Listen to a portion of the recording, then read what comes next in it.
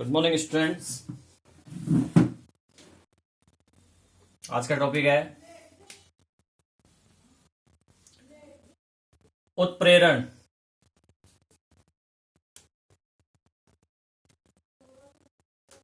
ठीक है, छोटी क्लास में आपने पढ़ा होगा उत्प्रेरक के बारे में। उत्प्रेरक ऐसे पदार्थ होते हैं जो किसी भी रासायनिक अभिक्रिया के वेग को परिवर्तित कर देते हैं और स्वयं में कोई परिवर्तन नहीं होता, वो अपरिवर्तित रहते हैं खुद।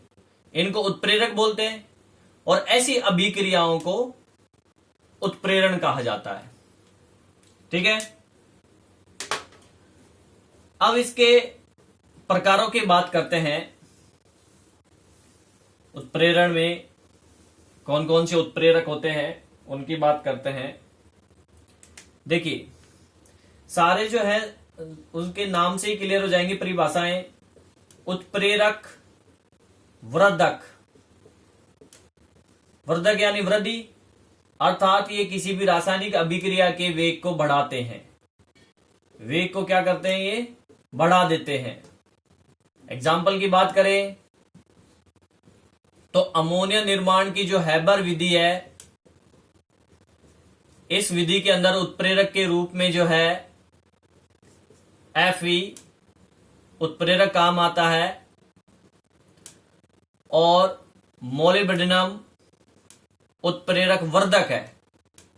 ये क्या है? उत्प्रेरक वर्धक।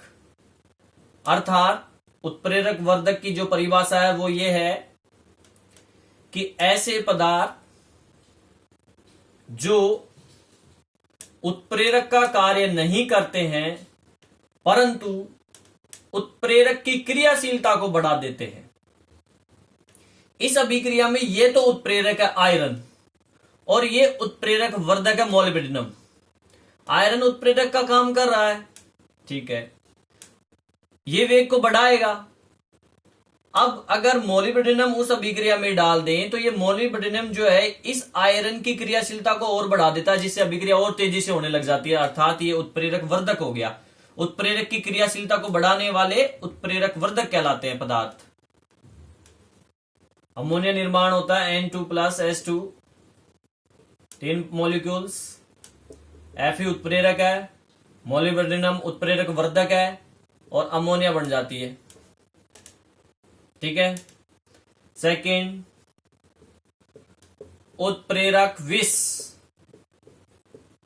अर्थात ये उत्प्रेरक की क्रियाशीलता को नष्ट करते हैं, कम करते हैं या नष्ट कर देते हैं। मान लीजिए उत्प्रेरक हमने यूज किया है, अभिक्रिया बहुत तेजी से हो रही है, अब हमें क्या करना है? उस अभिक्रिया को स्लो करना है। स्लो करना है तो हम उसमें ऐसा पदार्थ डालेंगे जो उस उत्प्रेरक की क्रियाशीलता को कम कर दे ताकि अभिक्रिया स्लो हो जाए, तो इसे बोलते हैं उत्प्रेरक विष। एग्जाम्पल, जो H2SO4 निर्माण की विधि है, H2SO4 निर्माण की संपर्क विधि बोलते हैं इसको, संपर्क विधि।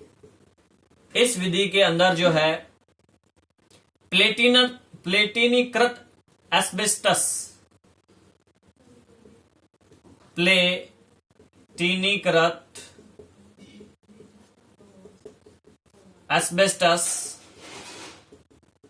उत्प्रेरक का काम करता है।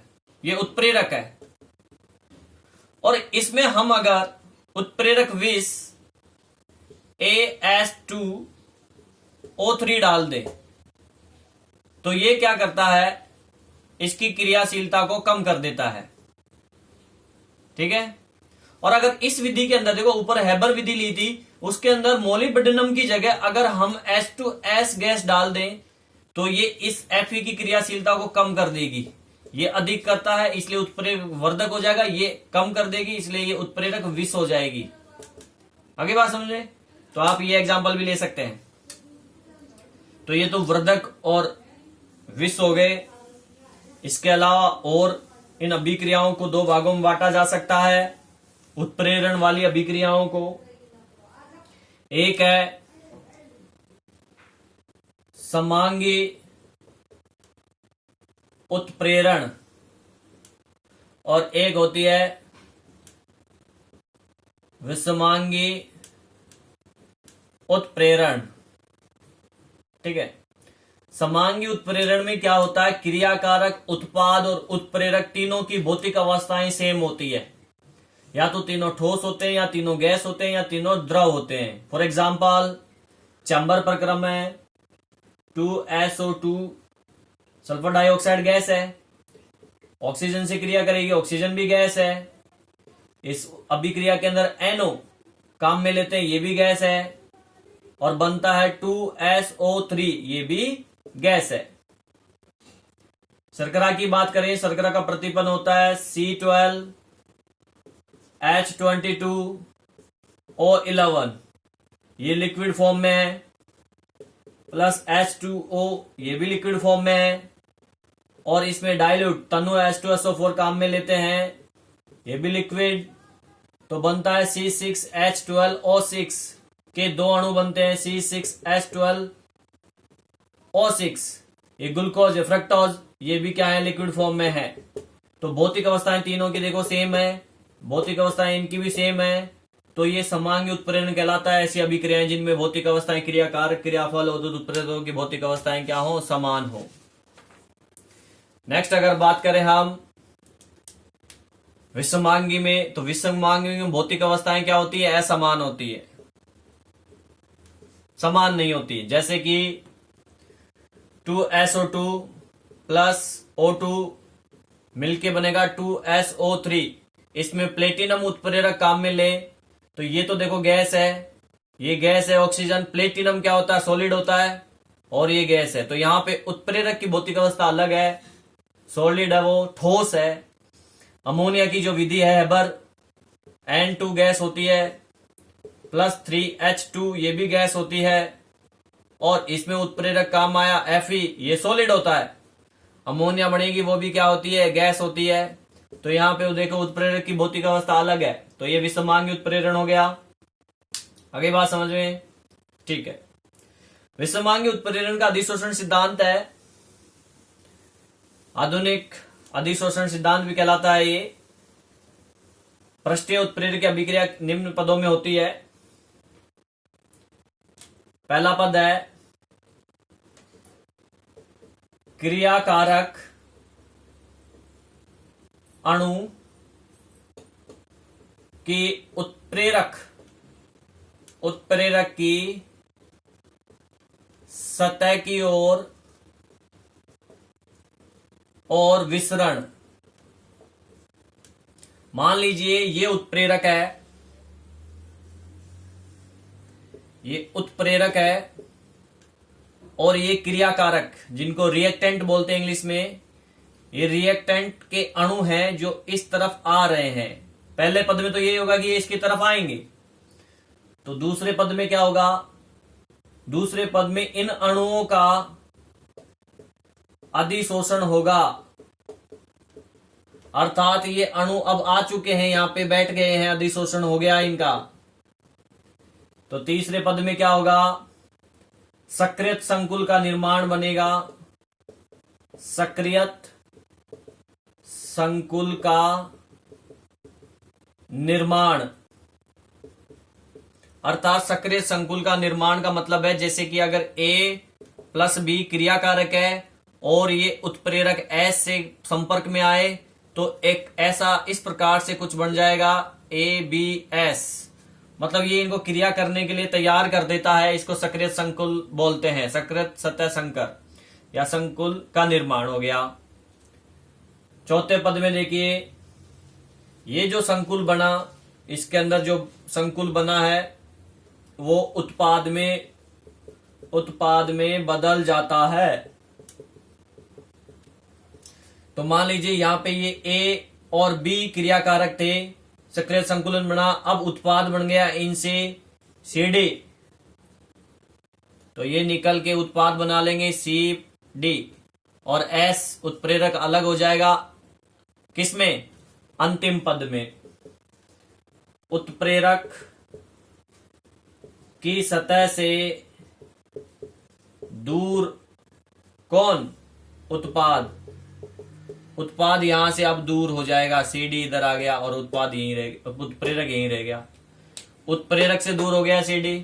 तो इस प्रकार से जो है उत्प्रेरण की क्रिया होती है विषमांगी उत्प्रेरण के अंदर। आगे बात समझे। नेक्स्ट टॉपिक हमारा है सक्रिय केंद्र। सक्रिय केंद्र देखिए,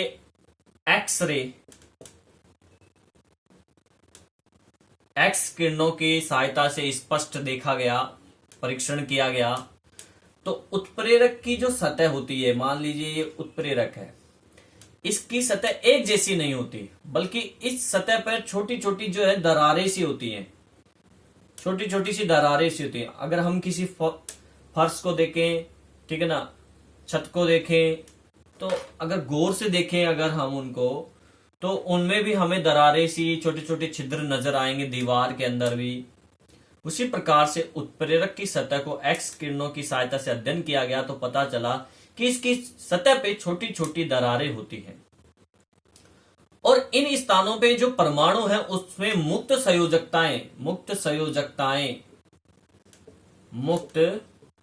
संयोजकताएं की संख्याएं क्या होती है, अधिक होती है, अधिक मात्रा में। यानी यहां पे अधिशोषण अधिक होगा, अन्य स्थानों की जगह इन जगह पे क्या होगा, अधिशोषण अधिक होगा। तो इन केंद्रों को ही, इन बिंदुओं को ही सक्रिय केंद्र कहते हैं। आगे बात समझे। तो कह सकते हैं सीधी सी बात कि सक्रिय केंद्र वे बिंदु है जहां पर असंतृप्त संयोजकताएं होती हैं, बहुत सारी संयोजकताएं होती हैं जो कि उत्प्रेरक की कार्य क्षमता में वृद्धि कर देते हैं। तो इससे यह रिजल्ट भी आता है कि जो खुरदरे उत्प्रेरक हैं उनकी कार्य करने की क्षमता भी क्या होती है, अधिक होती है। ठीक है।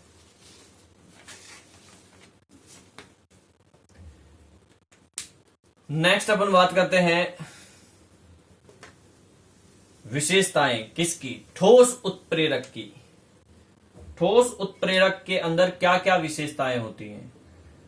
ठोस उत्प्रेरक की सामान्य विशेषताएं।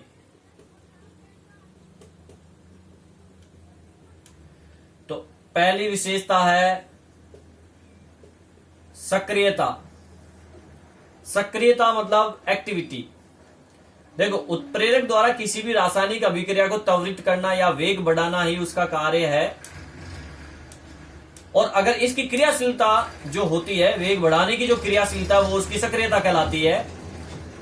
अभिक्रियाओं को जो त्वरित वेग की कोटि होती है वो 10 की घात 10 गुना होती है।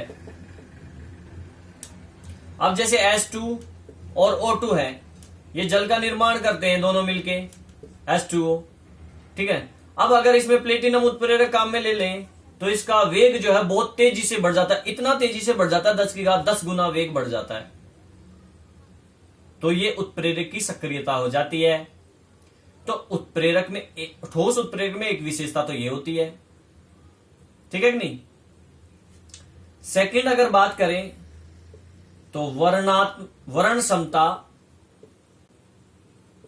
अर्थात वर्णात्मकता। उत्प्रेरक क्या होते हैं, विशिष्ट होते हैं। विशिष्ट, ये उत्प्रेरक क्या करते हैं, इसका मतलब यह है कि कोई भी अभिक्रिया है उसको एक निश्चित दिशा में देकर एक विशेष उत्पाद बनाते हैं। विशेष उत्पाद बनाते हैं, विशेष उत्पाद बनाने की क्षमता होती है इनमें। ठीक है कि नहीं। अगर बात करें जैसे अलग अलग उत्प्रेरक की उपस्थिति में जो CO प्लस H2O ये सहयोग करेंगे, अलग अलग उत्प्रेरक की उपस्थिति में, यहां पे अलग अलग उत्प्रेरक हो, तो यहां जो उत्पाद बनेंगे वो भी अलग अलग बनेंगे। तो एक विशिष्ट उत्प्रेरक, जैसे इस एग्जांपल को मैं क्लियर करता हूं। देखो यहां पे CO प्लस H2, अगर हमने यहां पे उत्प्रेरक के रूप में कॉपर ले लिया, ठीक है, तो ये बन जाता है CHO फॉर्मेल्डिहाइड। अगर CO प्लस H2 के साथ में हमने Cu ZnO और SR2O3 ले लें तो बन जाता है मेथनॉल। अगर ये CO प्लस H2 और निकल ले लें तो बन जाता है मेथेन प्लस H2O। तो देखो तीनों जगह पे अलग अलग उत्प्रेरक हैं जो अलग अलग कंपाउंड बना रहे हैं, जबकि क्रिया कारक तो सेम ही था। तो इसलिए कह सकते हैं कि उत्प्रेरक विशेष होते हैं, ये विशेष प्रकार के उत्पाद बनाते हैं।